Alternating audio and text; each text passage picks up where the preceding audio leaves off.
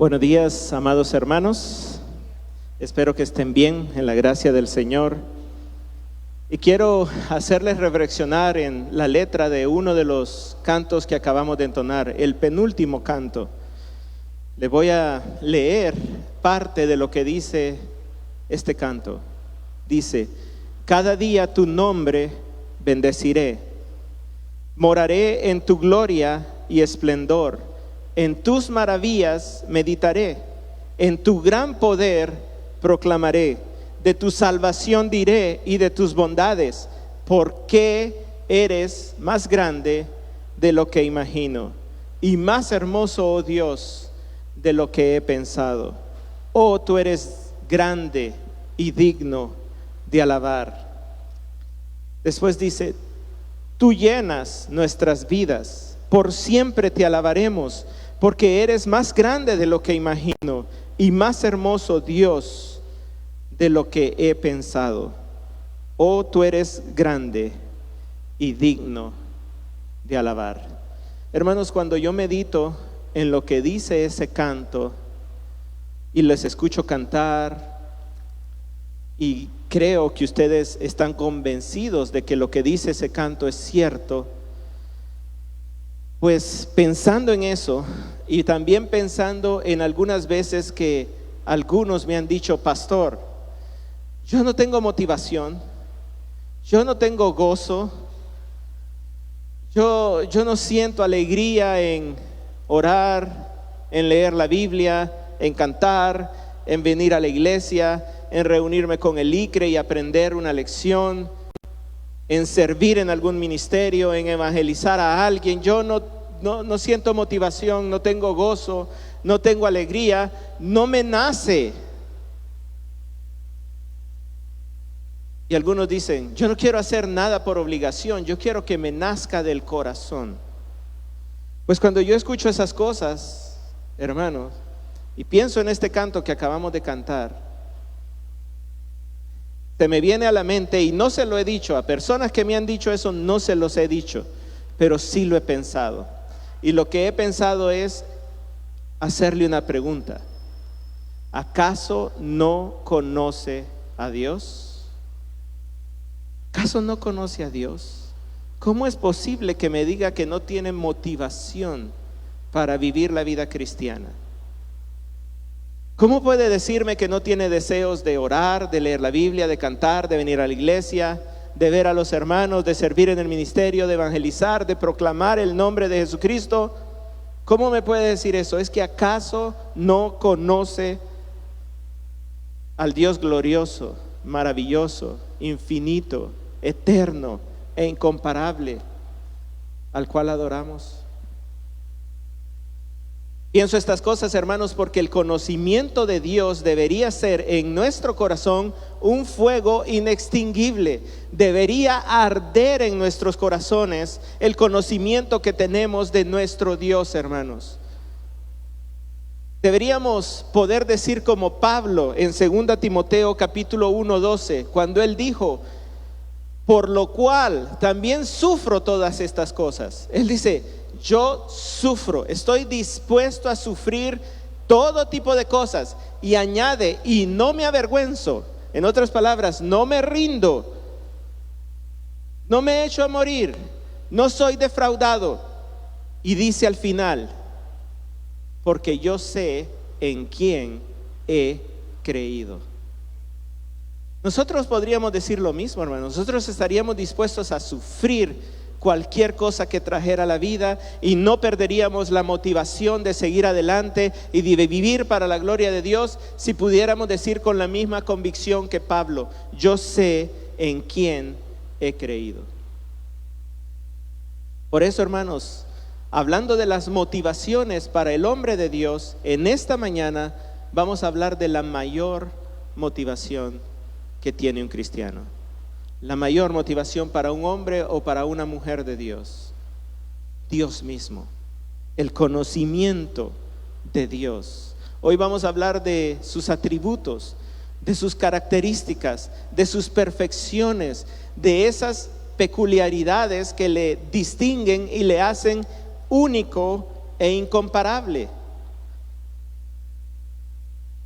Hoy vamos a hablar de esas cosas que lo hacen supremo y que lo hacen digno de toda nuestra adoración, de todo nuestro amor. Antes de comenzar a estudiar entonces, solo quiero recordarles, vamos a estar estudiando Primera de Timoteo, capítulo 6, del 11 al 16. Primera Timoteo 6, del 11 al 16. Lo que estamos viendo en esta sección es que Pablo exhorta al hombre de Dios. Miren cómo inicia el versículo 11. Pero tú, oh hombre de Dios. Él está exhortando al verdadero predicador de la palabra, a Timoteo.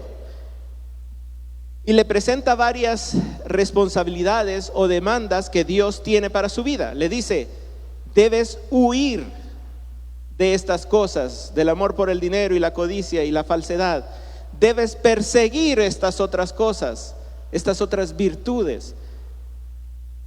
Debes pelear la buena batalla de la fe. Debes echar mano de la vida eterna.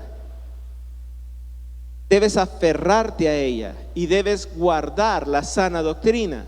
Esas son sus responsabilidades. Pero Pablo no solo lo exhorta, no solo le presenta responsabilidades, sino que también lo motiva, lo anima, lo impulsa para que él pueda cumplir con estas cosas. A nosotros, hermanos, entonces Dios nos enseña qué es lo que debe hacer un verdadero hombre o mujer de Dios y cómo o en qué debe estar motivado. ¿Cuáles son las motivaciones para que el hombre de Dios se distinga del falso? Hablando de los deberes, de las exhortaciones, solo quiero repasar. Vimos 5 exhortaciones: huir de la falsedad, perseguir el carácter virtuoso, pelear por la fe, aferrarse a la vida eterna y preservar la sana doctrina. Y las motivaciones, las primeras 5 ya las vimos el domingo pasado y son el llamado a la vida eterna, el testimonio público de la fe delante de la iglesia, la constante presencia de Dios en nuestra vida, que Él ha prometido estar con nosotros hasta el fin del mundo, el ejemplo fiel de Jesucristo, que no negó que Él era el Rey, el Mesías, el Hijo de Dios, la verdad misma encarnada, aunque eso le costara la muerte, no lo negó. Su ejemplo nos motiva.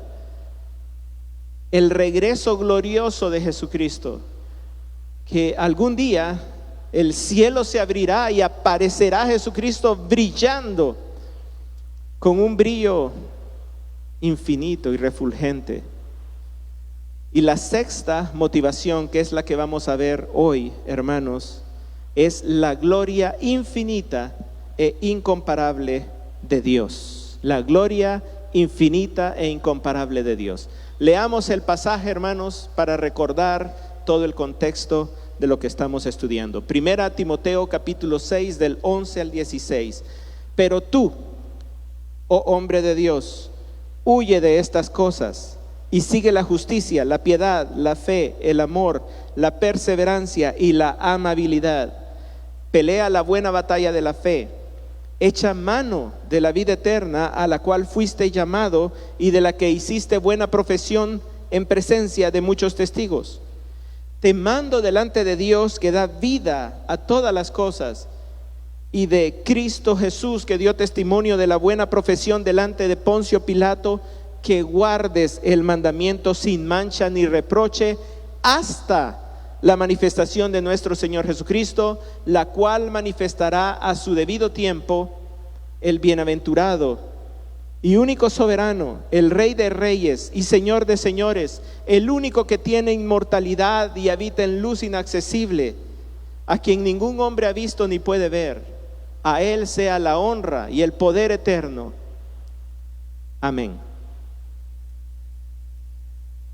Vamos entonces a hablar de la gloria infinita e incomparable de Dios. Hermanos, la misión de Timoteo en la iglesia de Éfeso no era una misión fácil, hermanos. La misión de la sana doctrina no es una misión fácil. Es nuestra misma misión y no es fácil.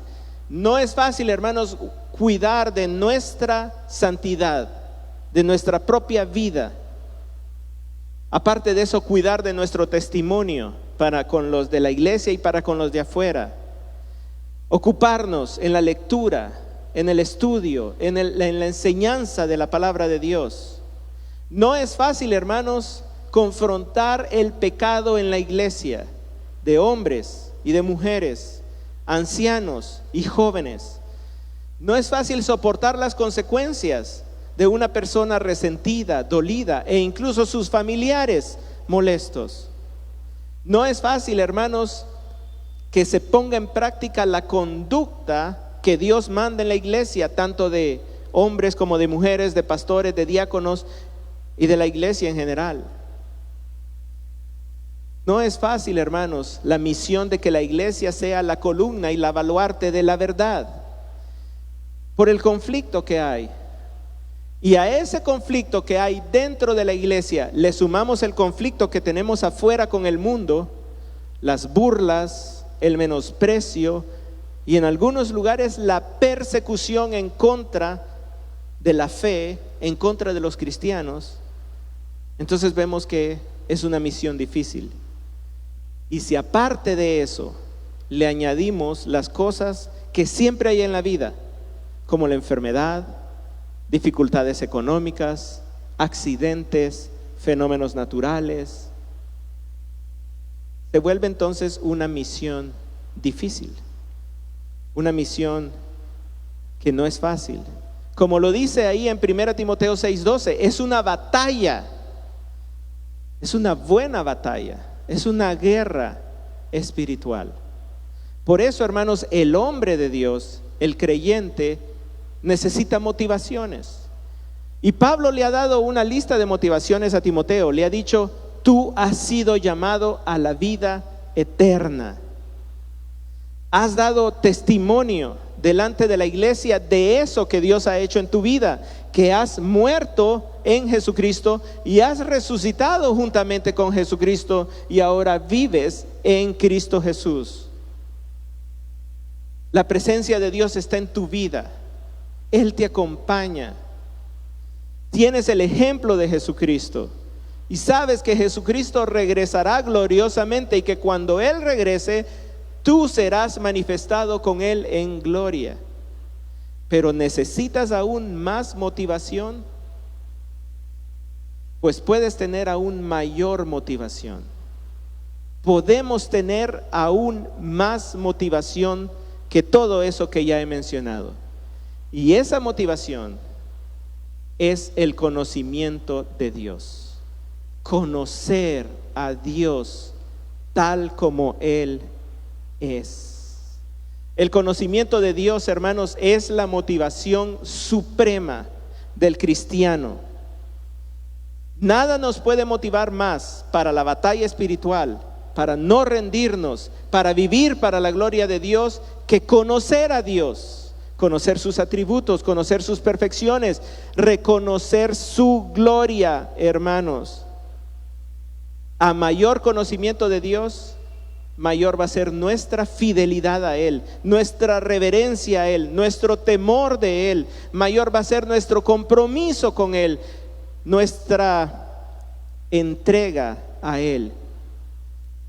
Mientras más conozcamos a Dios, mayor va a ser nuestro amor a Dios. Y mientras mejor le conozcamos, mejor va a ser nuestra adoración a Dios, porque no le vamos a estar adorando de acuerdo a una idea de Dios que hay en nuestra cabeza, sino que le vamos a estar adorando por lo que Él verdaderamente es. Pero muchas veces, hermanos, carecemos de todas estas cosas, o las tenemos en un nivel tan bajo, tan poca lealtad, tan poco compromiso, tan poca reverencia, tan poco temor de Dios, tan poca obediencia, que parece, hermanos, que simple y sencillamente no conocemos a Dios, o que si lo conocemos, le conocemos muy poquito.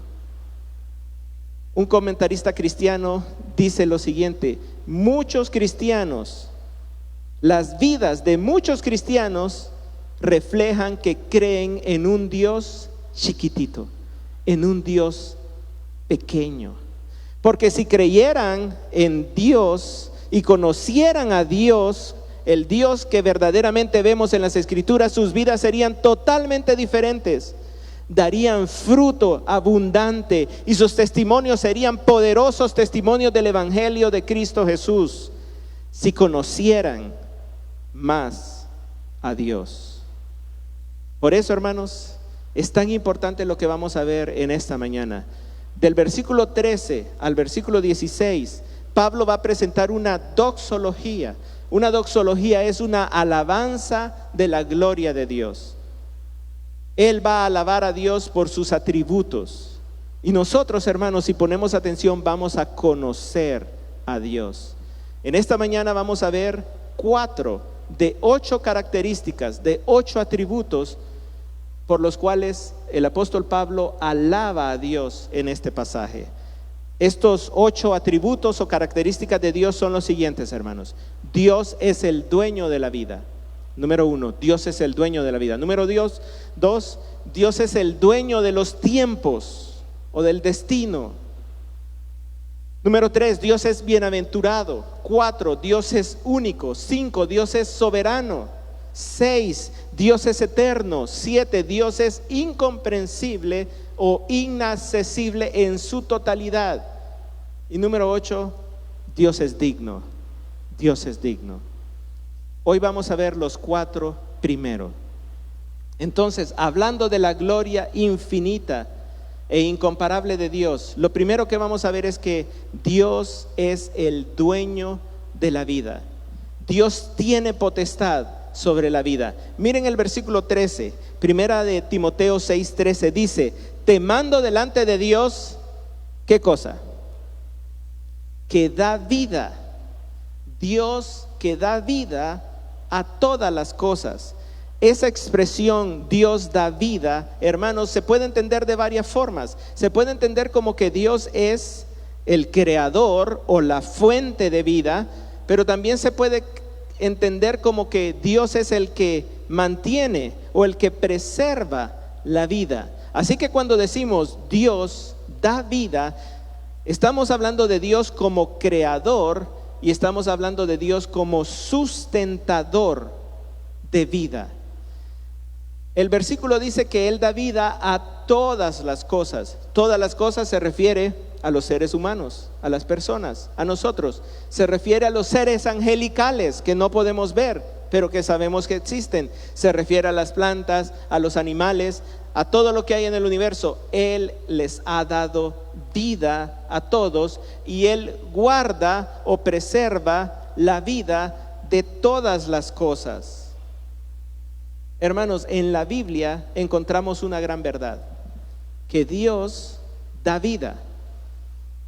Es un regalo de Dios la vida, es un don de Dios, pero Dios mantiene su potestad, su dominio sobre la vida. Dios nos da la vida, pero no somos nosotros los dueños de la vida. Él sigue siendo dueño de nuestra vida. En 1 Samuel 2 vemos ese hermoso cántico de Ana, la que no podía tener hijos y Dios le permite concebir. Y escuchen lo que ella dice en este cántico, 1 Samuel 2, 6 y 7.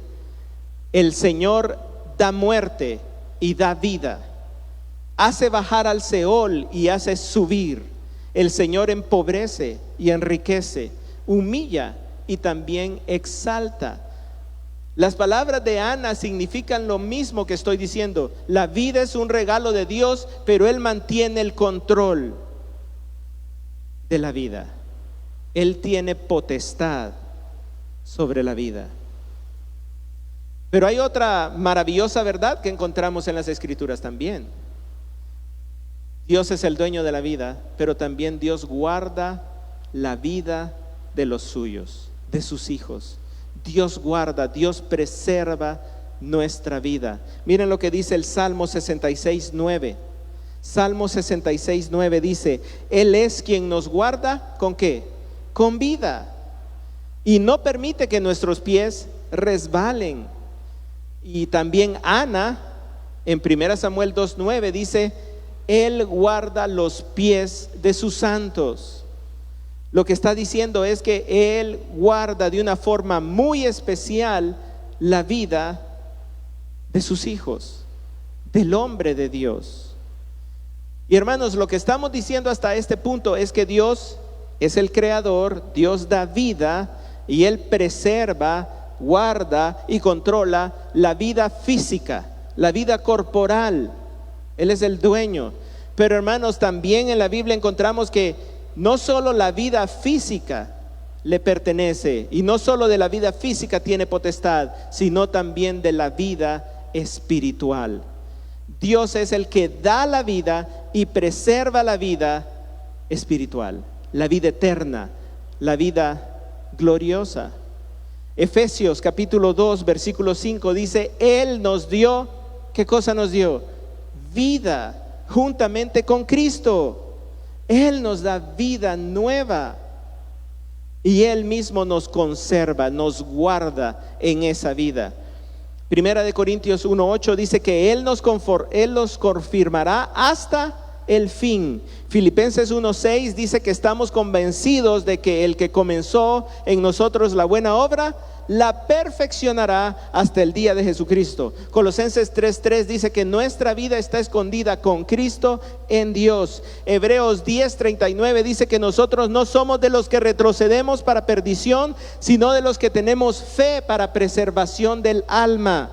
Primera de Pedro 5:10 dice que después de que hayamos sufrido un poco, el Dios glorioso, Él mismo nos perfeccionará, afirmará, fortalecerá y establecerá. Judas versículo 1 dice que somos amados en Dios, guardados para Jesucristo.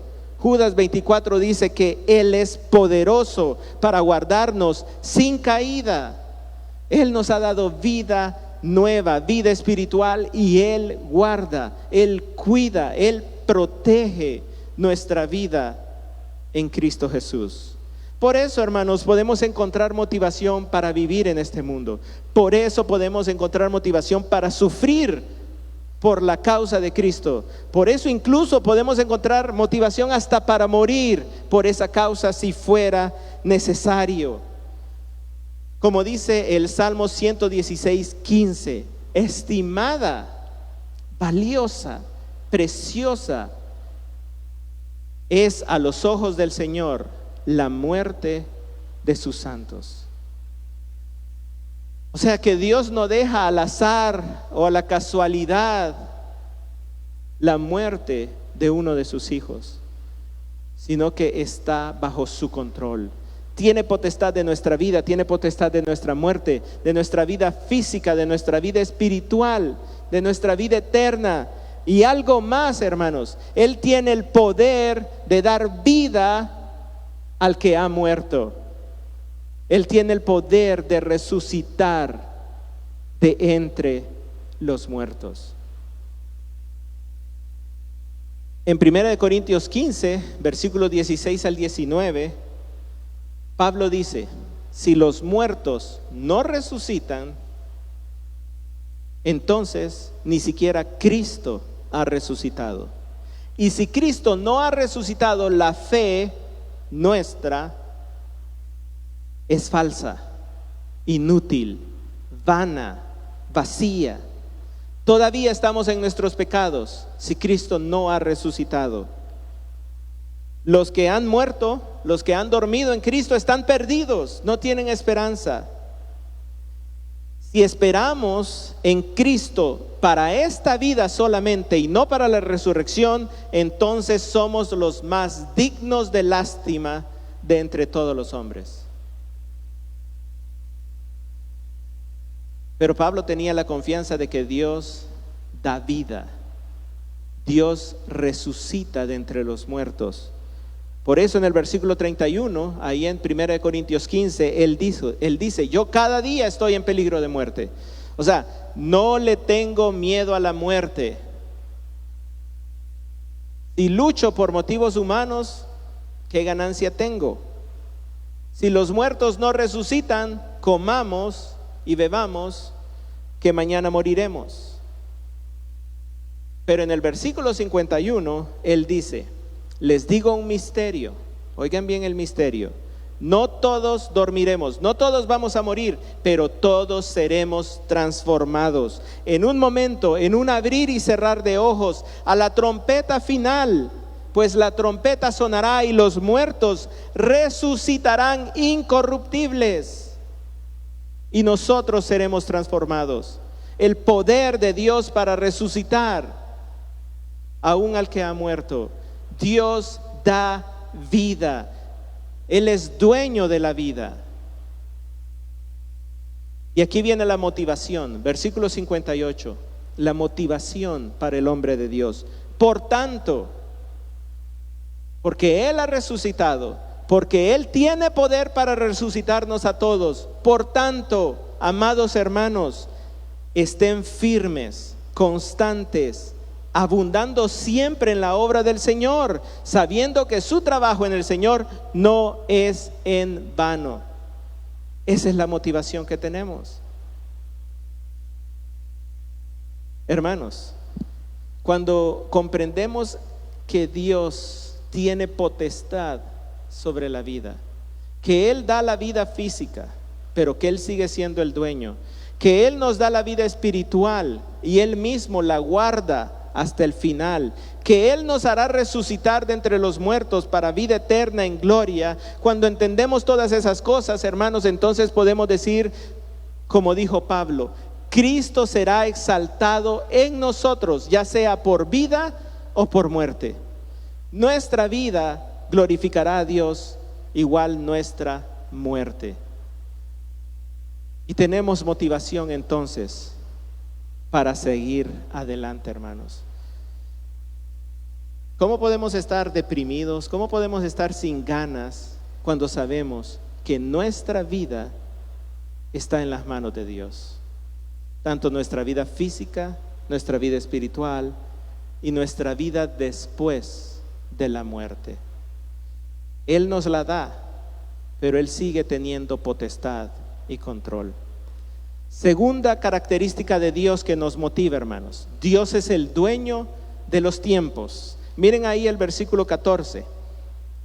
Al final dice: hasta la manifestación de nuestro Señor Jesucristo, la cual manifestará a su debido tiempo. El domingo anterior, hermanos, hablábamos de esa aparición o manifestación del Señor Jesucristo, su retorno, epifanía, algo brillante, refulgente, glorioso, infinita luz que se verá cuando Jesucristo venga, cuando los cielos sean abiertos y Jesucristo retorne a la tierra. Y muchas veces, hermanos, hemos escuchado esa frase que dice: la iglesia tiene que hacer que Jesucristo vuelva. Lo hemos escuchado, ¿verdad? La iglesia tiene que predicar el evangelio. Si la iglesia es diligente y la iglesia se mueve a predicar el evangelio, entonces Jesucristo viene pronto. Pero que si la iglesia es lenta, perezosa, haragana, entonces Jesucristo se va a retrasar muchísimo tiempo más. La iglesia va a hacer que Jesucristo venga. Hermanos, eso es un mal entendimiento, una mala interpretación de las escrituras. La iglesia no va a hacer que Jesucristo venga. Dios manifestará la aparición de Jesucristo. Ahí dice el versículo 5: la manifestará en su debido tiempo. El sujeto de esa oración es Dios.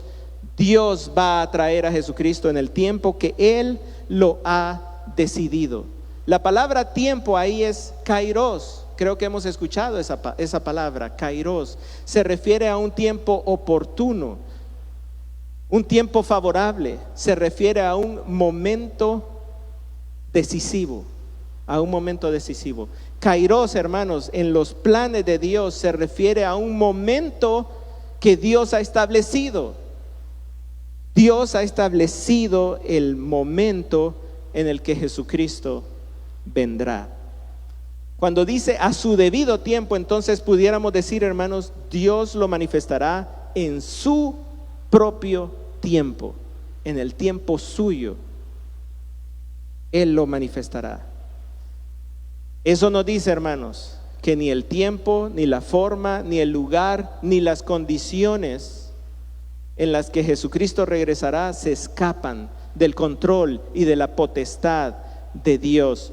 Dios tiene un plan y lo ejecutará a la perfección, fielmente lo llevará a cabo, porque Él es el dueño de los tiempos, Él es el dueño del destino, Él es el dueño del futuro, Él es soberano. La providencia de Dios controla todas las cosas. En el Nuevo Testamento, hermanos, vemos que Dios estableció un tiempo para que Jesucristo muriera en la cruz en rescate por todos nosotros. 1 Timoteo 2:6. Dios estableció un tiempo para el regreso de Jesucristo, que lo vemos aquí. 1 Timoteo 6:15. Dios estableció un tiempo para la manifestación de su palabra. Dios ha establecido un tiempo para la cosecha de su pueblo. Gálatas 6:9. Dios estableció un tiempo para el ministerio de Jesucristo. Mateo 8:29. Dios estableció un tiempo para el juicio final. Lucas 21:8. 1 Corintios 4:5.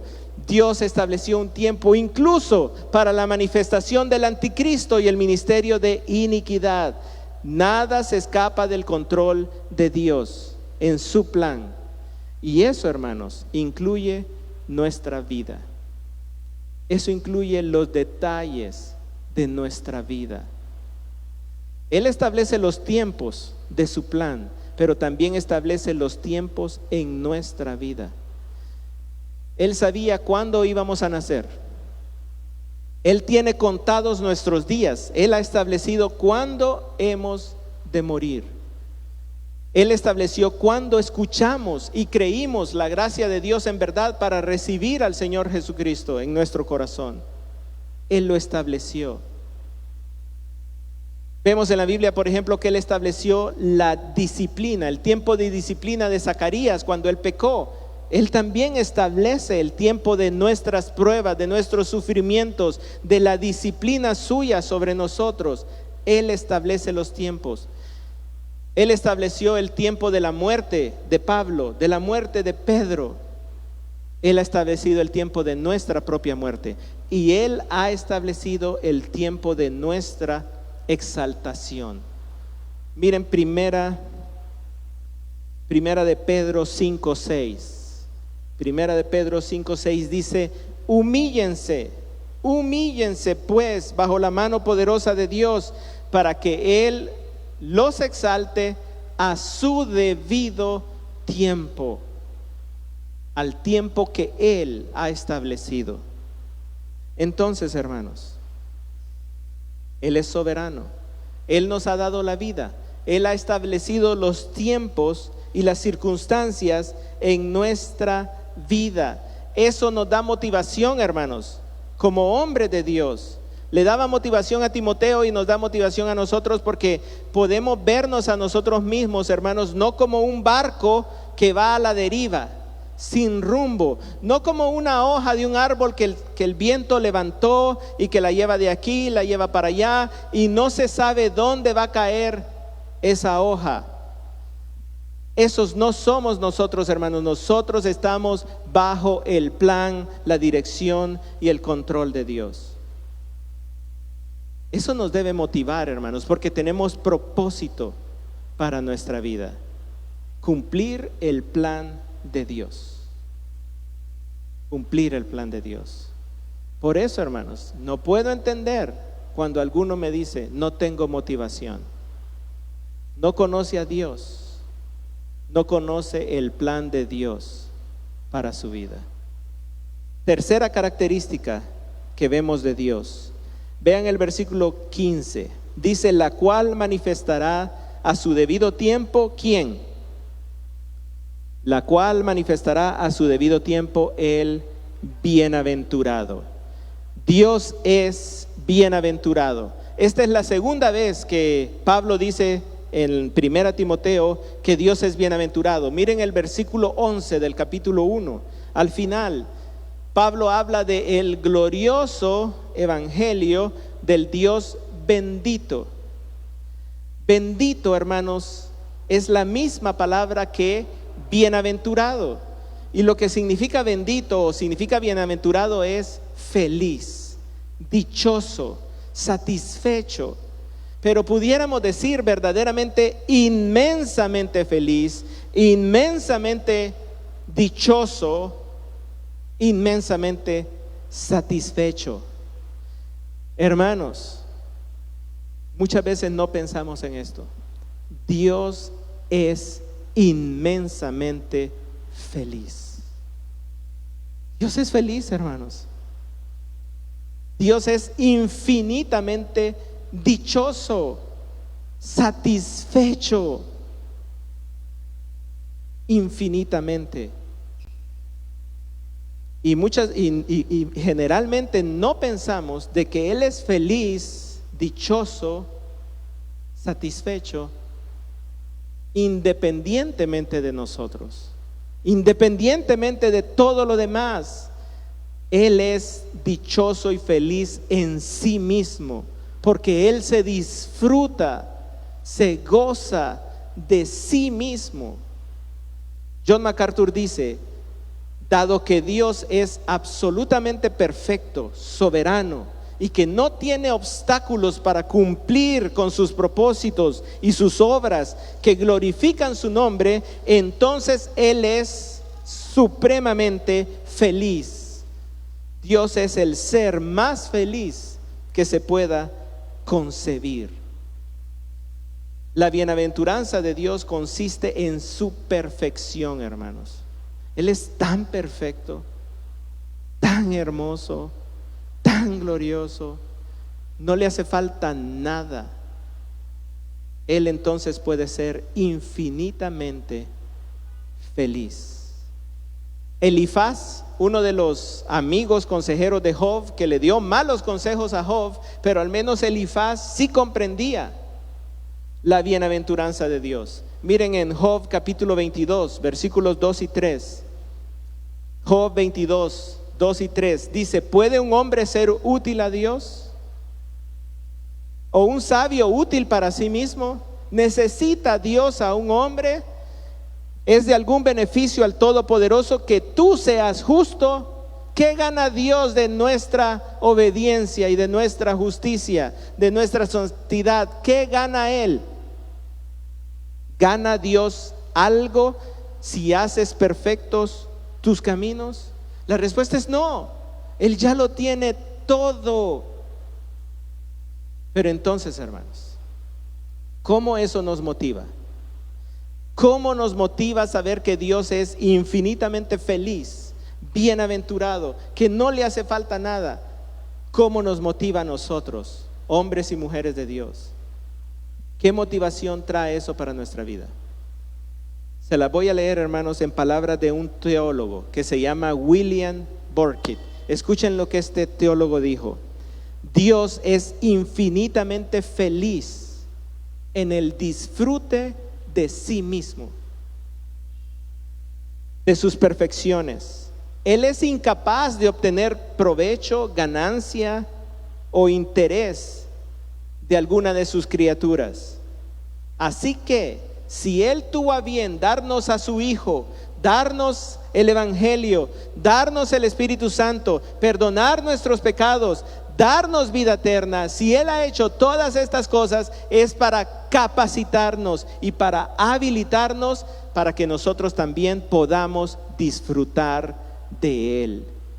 Esa es la motivación, hermanos, que así como Dios se disfruta a sí mismo inmensamente, así como Dios es feliz disfrutando de sí mismo, nosotros podemos ser felices, bienaventurados, dichosos, disfrutando a Dios. Él ha hecho todas estas cosas. Él dio a su Hijo, hermanos, para que tuviéramos comunión con Él y pudiéramos disfrutarlo a Él. Salmo 84:12 dice: oh Señor de los ejércitos, cuán bienaventurado es el hombre que en ti confía. Cuán dichoso, cuán feliz, cuán satisfecho es el hombre que confía en Dios, porque puede disfrutar a Dios. Porque así como Él es bienaventurado, Él puede ser bienaventurado también. Hermanos, un Dios infeliz, un Dios insatisfecho, un Dios necesitado de algo no podría hacernos felices, satisfechos, ni llenar nuestras necesidades. Un Dios insatisfecho no podría satisfacernos a nosotros. Pero Él es bienaventurado, infinitamente feliz en sí mismo, y nos permite a nosotros disfrutar de esa felicidad cuando lo disfrutamos a Él. Salmo 65:4 dice: cuán bienaventurado es aquel que tú escoges. Cuán dichoso, cuán feliz es aquel a quien Dios escoge y acercas a ti. Dios nos acerca a Él para que podamos disfrutarlo, para que podamos gozar de Él, para que more en tus atrios. Seremos saciados, seremos satisfechos con el bien de tu casa, tu santo templo. Los que entran en una relación con Dios entran en su calma. Pueden estar tranquilos porque Dios está tranquilo. Pueden tener paz porque Dios está en paz. Pueden estar satisfechos porque Él está satisfecho. Pueden tener gozo porque Él está gozoso. Bienaventurados son los que conocen a Cristo, los que creen en el Evangelio, aquellos cuyos pecados han sido perdonados, aquellos a quienes Dios les ha concedido justicia aparte de sus obras, los que obedecen la palabra de Dios. Bienaventurados son incluso los que son perseguidos por la causa de Dios. Mateo 5 del 10 al 12 dice lo siguiente. Mateo 5 del 10 al 12. Bienaventurados aquellos que han sido perseguidos. Inmensamente dichosos, felices los que son perseguidos por causa de la justicia, pues de ellos es el reino de los cielos, porque ellos disfrutan a Dios. Bienaventurados serán cuando os insulten y os persigan y digan todo género de mal contra ustedes falsamente por causa de mí. Y escuchen, regocíjense, alégrense, sean felices, sean dichosos, sean bienaventurados, porque la recompensa que tienen en los cielos es grande. ¿Y cuál es la recompensa que tenemos en los cielos, hermanos? A Dios mismo, Dios mismo. Así que, hermanos, cuando alguno dice: yo no tengo motivación, no tengo alegría, no tengo gozo de servir al Señor, de vivir para el Señor, de leer la palabra, de cantar, de servir en el ministerio, yo le pregunto: ¿en qué o en dónde está buscando felicidad?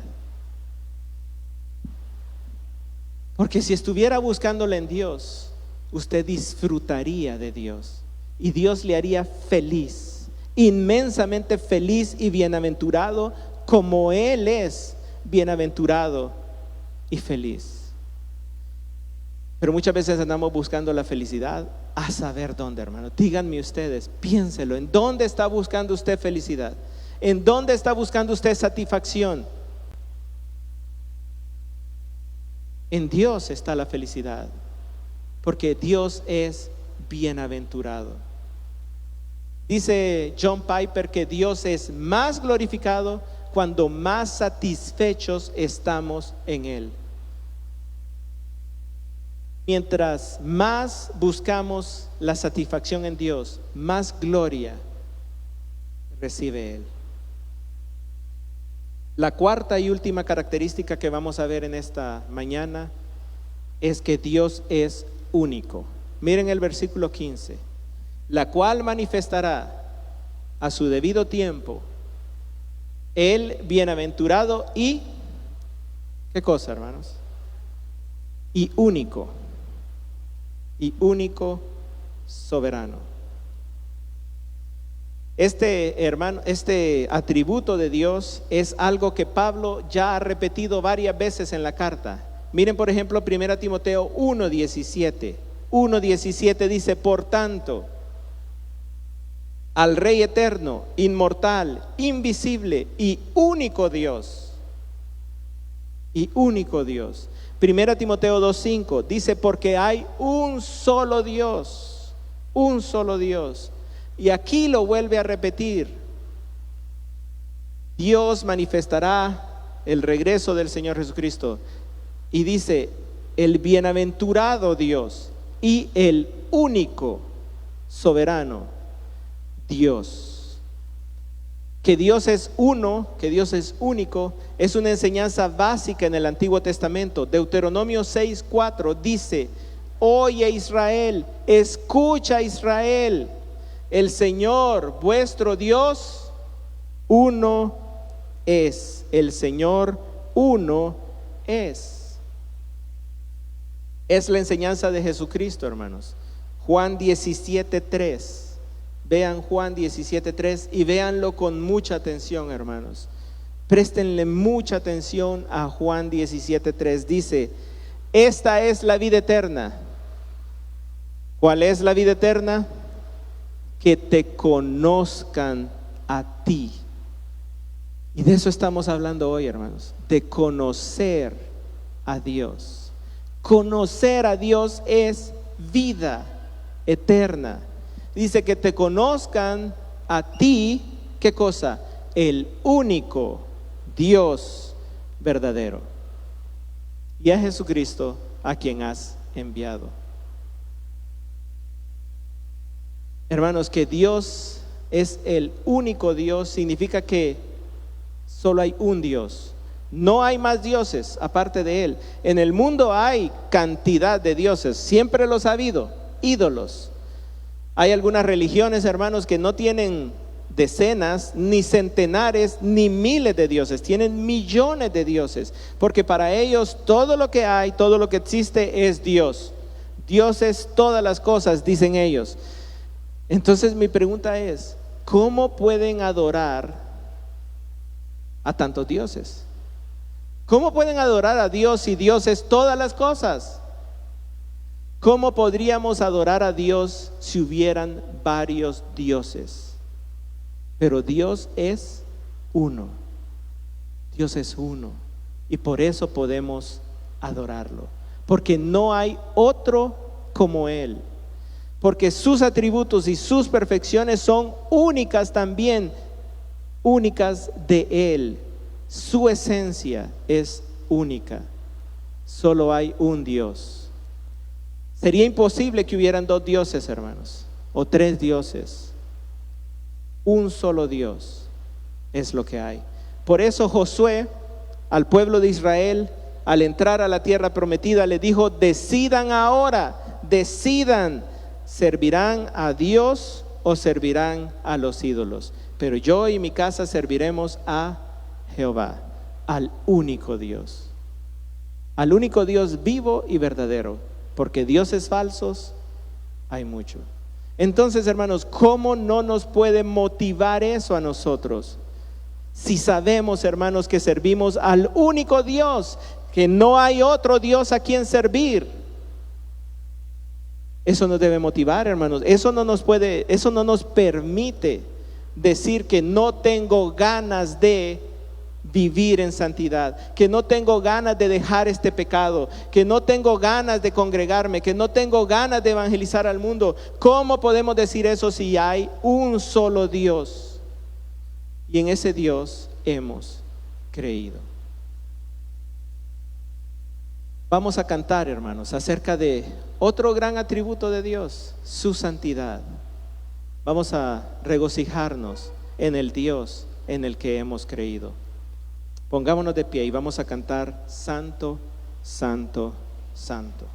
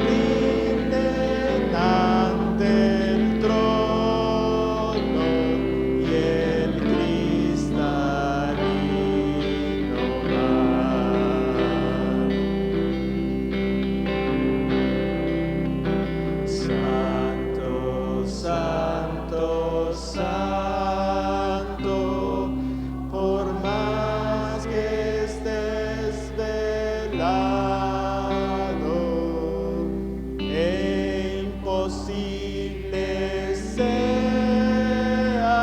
tu gloria contemplar. Santo tú eres solo y nada hay a tu lado. Él es uno solo, en poder perfecto, pureza y caridad.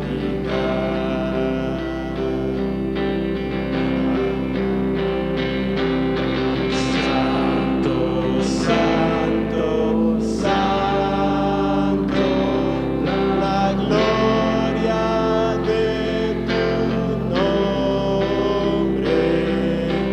Vemos en tus obras el cielo, tierra y Dios da vida. Él es el creador de todas las cosas. Santo, te adora todo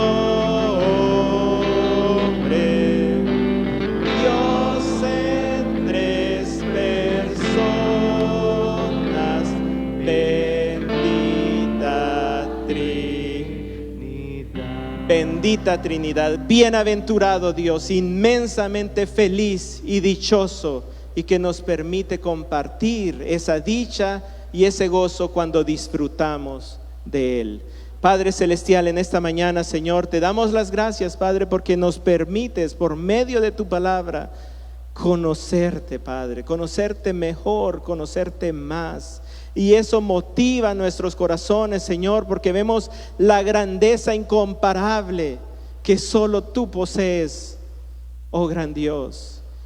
Padre, perdónanos, Señor, porque a veces buscamos en otro lado, en otra fuente, la felicidad, el gozo o el disfrute, Señor. Y no reconocemos, Padre, que solo en ti hay verdadera vida, dicha abundante, vida abundante. Solamente en ti la encontramos, oh Señor. Perdónanos, Señor, porque es grande nuestro atrevimiento, grande nuestra rebeldía, Señor, de decir que no tenemos ganas, que no nos nace adorarte, que no nos nace servirte, que no nos nace sufrir por ti, que no nos nace morir por ti. Cuando vemos tu grandeza, cuando comprendemos el Dios que tú eres, Señor, perdónanos, Padre. Y sigue abriendo nuestros ojos para que sigamos viendo tus maravillas, para que podamos seguirte conociendo aún más y más, más profundamente, íntimamente, Señor, de verdad conocerte en nuestros corazones. Padre, gracias, Señor, porque no nos hace falta nada, porque tú eres el Dios a quien nada le hace falta. En el nombre de Cristo Jesús. Amén. Dios les bendiga, hermanos, y nos vemos el próximo domingo.